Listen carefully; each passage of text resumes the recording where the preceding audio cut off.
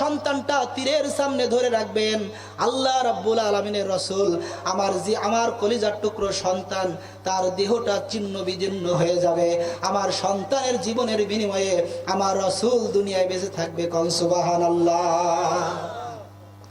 আল্লাহ রাসূলকে বলছেন, হুজুর গো ইয়া রাসূলুল্লাহ, শুধু তাই নয়, কিয়ামতের ময়দানে মুসিবতের দিন, ওই দিন আমি একজন শহীদের মা হয়ে উঠব, এর সে পরম্পরা আর কি আছে? কথা বলেন ঠিক কিনা? আমাদের কলিজার টুকরো দিনে আমাদের প্রিয় কাফেলা, আমাদের রাহবাররা জীবন দিয়ে দেখিয়ে গেল, ও খাসমল এলাকাবাসী মুসলমানেরা, এই রাস্তায় জীবন দিলে, এই রাস্তায় জীবন দিলে মুক্তি রয়েছে, এই রাস্তায় জীবন দিলে শাহাদাতের পেয়ালা পান করে আল্লাহর জান্নাতে চলে যাবা। আর যদি তুমি মুনাফিকের লেশ ধারণ করো, মুনাফিকি আচরণ তোমার মধ্যে থাকে, তোমার লেবাস যত বড় হোক না কেন, তোমার দাড়ি যত বড় হোক না কেন, তোমার টুপির বহর যত বড় হোক না কেন, তুমি মুনাফিকের সর্দারের সাথে জাহান্নামে চলে যাবা। আব্দুল্লাহ বিন উবাই বিন সুলুস কিন্তু দাড়ি কম ছিল না বাবা, কম ছিল নাকি? তার জুব্বা মুবারক কিন্তু পায়ের টাকনু পর্যন্ত ছিল, কিন্তু রাসূল সাল্লাল্লাহু আলাইহি সাল্লাম বললেন, মৃত্যুবরণ করার সময় এই আব্দুল্লাহ বিন উবাই মুনাফিকের সর্দার হয়ে মারা গেছে। আল্লাহ রাসূল সাল্লাল্লাহু আলাইহি সাল্লাম বলেছেন, মুনাফিকের স্থান হলো জাহান্নামের একেবারে নিম্নতম জায়গায়। কথা বলেন ঠিক কিনা? আমার প্রিয় আব্বা জানেরা, এখানে আপনারা যারা আসছেন, আমি বিশ্বাস করি আপনারা মুমিন মানুষ, আপনারা মুত্তাকি মানুষ, আপনারা পরহেজগার মানুষ। একটা ওয়াদা আপনাদের করা লাগবে, ইসলামকে ভুলন্টিত হতে দেবে না। কারা কারা দুটি হাত তুলে দেখান। প্রিয় মুসলমান, হাত নামান। আপনাদেরকে বলতে চাই, একটি কথা আপনাদের কাছ থেকে স্মরণ করে এবং শোনাতে চাই এবং জানাতে চাই। আবার যদি খাব্বাব, খুবাইব, মুআজের উত্তর শরীরা আল্লাহ রাসূলের দ্বীনকে ভুলন্টিত করার জন্য, কোন তাগুতের শক্তির উৎখাত করার জন্য যদি আবার বদর, উহুদ, খন্দক, তাবুকের ডাক আসে, আবার ইসলামকে বিজয় করার জন্য হাঁটি হাঁটি পা পা করে কদম কদম সামনে এগিয়ে যাবে, ইসলামকে ভুলন্টিত হতে দেবেন না। কারা কারা দুটি হাত তুলে আল্লাহকে দেখাও। হাত না, ভয় লাগছে নাকি? খারাপ লাগছে? ব্যাটারি যদি ডাউন হয়ে যায় কি করে? চার্জ দেয়। বুখারীর হাদিস, রাসূল সাল্লাল্লাহু আলাইহি ওয়াসাল্লাম সাহাবীদের ঈমান নষ্ট হয়ে গেলে, কমে গেলে, কারণ ঈমান আবার কমে এবং বাড়ে, তখন রাসূলের কাছে যুদ্ধের কাহিনীগুলো শুনে আবার ঈমানটা পাকাপোক্ত করতে হবে, ঠিক না? আপনারা যেখানে যারা বসে আছেন, আমি যুবক মানুষ, আমি এই মুজাহিদদের কাহিনী ছাড়া আমি খুব কম কাহিনী, কবরের কাহিনী তো সব হুজুরই বলে, কারণ বাঁচার জন্য কবরের ওয়াজ করে। গত বছর ঢাকা হেমায়েতপুর খাকিস্তারে ওয়াজ করতে গেলাম, পীরের এক ওয়াজ, যা আমি তো, ওরা তো জানে না যে আমি কোন জিনিস, এমন আমাকে নিয়ে আসছে পীরের এক আখড়ায়। আমি দেখলাম যে এখান থেকে কথা বলতে আসছে কোরআনের হাদিসের, অযথা কাউকে মানে হিংস দিয়ে কথা না বলে কোরআন হাদিস থেকে টাচ দিতে শুরু করে। আস্তে আস্তে আলোচনা করতে করতে একজন ব্যক্তি বলছে যে, আপনি যে ওয়াজ করলেন গায়ে তো লোম খাড়া হয়ে গেল, কিন্তু আপনি যে ওয়াজ করেন, আমার এলাকায় যে হুজুর অন্য ওয়াজ করে, এগুলো কি খালি মাটির তলে কান্দি সুই ফেলি দেয়। আমি বলছি, ওই কান্দি সুই কোনো লাভ হবে? আমার প্রিয় ভাইরা, আসনের জন্য সাহাবা ইসমাইনদের সাথে আমাদের জীবনে যদি মিল না হয়, আল্লাহ রাসূলের সিরাত পাঠ করলাম, আমার জীবনে সিরাত নাই, এই সিরাত আমার জীবনে যদি না থাকে, এই জীবন রেখেও আপনার কোনো লাভ হবে না। আমার প্রিয় আব্বা জানেরা, এই দুনিয়াতেও ইসলামকে বিরুদ্ধে একটা শক্তি অপশক্তি কাজ করে। মক্কাতেও কাজ করেছিল, এখনো কাজ করতেছে, ভবিষ্যতেও কাজ করবে। কারণ হলো, প্রত্যেকটা সময় একটা হক আর বাতিলের যুদ্ধ, ওই আগে থেকেই ছিল, এখনো আছে। এই জীবন বাজি রেখে এক শ্রেণী মানুষের ইসলামকে বিজয় করার জন্য হাঁটি হাঁটি পা পা করে চলবে, আর এক শ্রেণীর মানুষেরা তাকে উৎখাত করার জন্য কাজ করবে। কারণ হলো, এটা হক বাতিলের দ্বন্দ্ব চিরন্তর আছে এবং থাকবে। আমার প্রিয় আব্বা জানেরা, আমি যে আয়াতটি তেলাওয়াত করেছি সূরা আনফালের 30 নম্বর আয়াত, আপনাদেরকে একটু শান বলে যাই। আল্লাহর নবীর কোরআনের দাওয়াত দিচ্ছেন আবু জেহেল, আবু লাহাব, উতবা, শাইবা, ওয়ালিদ ইবনে মুগিরা, ওরা একটা জুরি বোর্ড করলো, আল্লাহর নবী যদি এই দিন ধর্ম প্রতিষ্ঠিত করে ফেলে দেয়, তাহলে আমাদের আর নারীবাদী চলবে না, জিনা চলবে না, চিন্তায় চলবে না, রাহাজানি চলবে না, মদ খাওয়া চলবে না।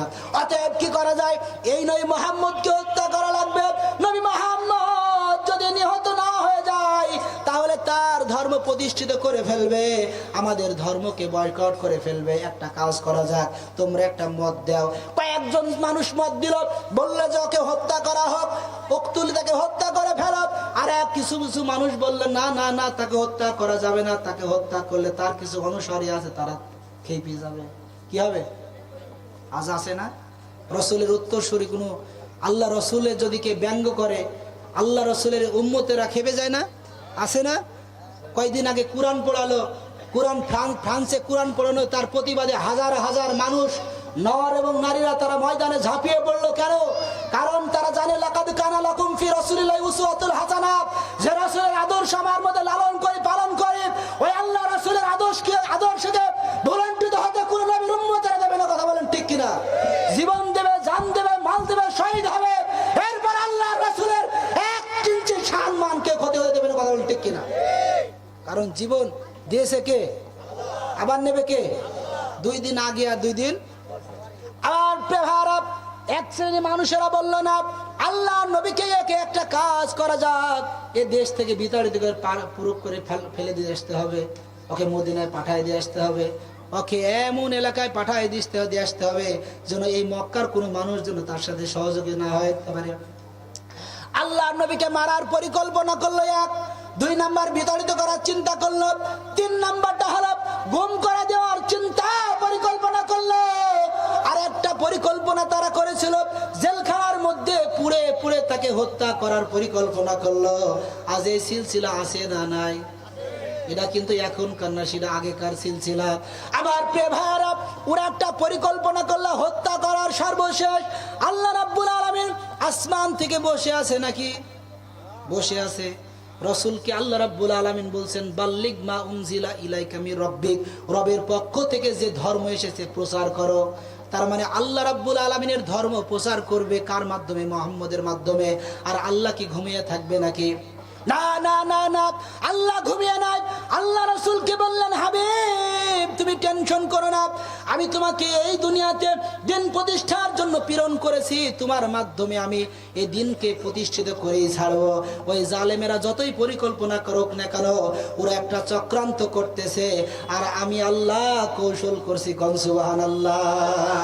আল্লাহর কৌশলের কাছে মানুষের কৌশল ছোট না বড়? কথা বলেন, পিছনে ছোট না বড়?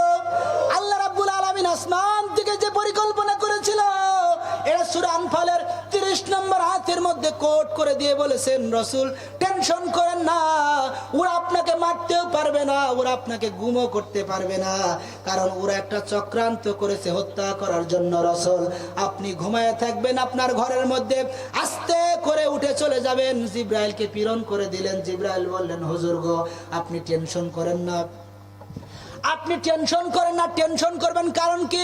কারণ আপনার সাথে তো আল্লাহ আছে। কে আছে? আমাদের সাথে কে আছে? মনে হয় আল্লাহ নাই। আল্লাহ নাই? আল্লাহ আছে বিশ্বাস হয়? দেখবেন মানুষ যখন জুলুম করে, অত্যাচার করে, নির্যাতন করে, তখন দেখবেন অসহায় মানুষগুলো তখন আল্লাহর উপর ছেড়ে দেয়। কির উপর ছেড়ে দেয়? আল্লাহর উপর ছেড়ে দেয়। প্রিয় ভাইয়ের আমার, আমি আপনাদেরকে বলতেছিলাম, আল্লাহ রাব্বুল আলামিন কে জিবরাইল এসে বললেন, ইয়া রাসূলুল্লাহ, ইয়া হাবিবাল্লাহ, আস্তে করে আপনি ঘর থেকে বের হয়ে যাবেন। ওই যে বালুগুলো দেখতেছেন, বালুগুলো আপনি শাহাতুল ওযু বলে দম করে ছেড়ে দেবেন। আপনার ছাড়ার দায়িত্ব আপনার, চোখে মুখে পৌঁছানোর দায়িত্ব কার? আল্লাহ রাব্বুল আলামিনের রাসূল ফেলে দিলেন এরকম করে, আর কাফেরদের চোখে মুখে পৌঁছে গেল। ওরা চোখ ডলতেছিল। আল্লাহ নবীজি বের হয়ে চলে গেলেন। আমি বলতেছিলাম, মাকারু ওয়া মাকারাল্লাহ আল্লাহু খায়রুল মাকিরিন। আল্লাহ যদি রাখার পরিকল্পনা করে, গোটা পৃথিবীর মানুষ তাকে মারতে পারবে না। আল্লাহ যদি কাউকে মারার পরিকল্পনা করে, গোটা পৃথিবীর